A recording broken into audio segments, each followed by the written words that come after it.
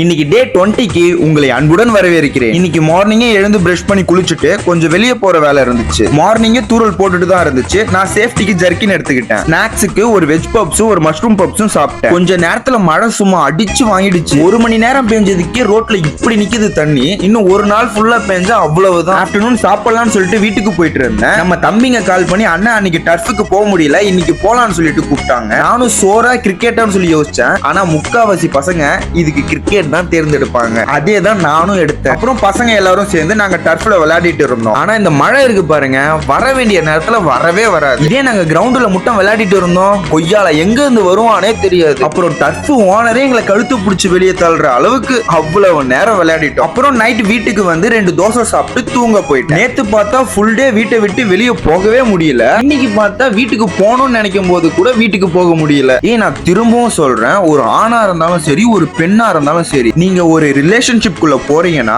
அந்த ரிலேஷன்ஷிப்புக்கு லாயலா இருங்க. அப்படி இருக்க முடியலன்னா தயவு செஞ்சு விட்டுருங்க. நம்ம சூப்பர் ஸ்டார் சொன்ன மாதிரி இந்த உலகத்துல எதை எடுத்தாலும் ஒன்னை விட ஒன்னு பெட்டராக தான் இருக்கும். அதுக்காக உங்க மனசை நீங்க மாத்திக்கிட்டே போகாதீங்க.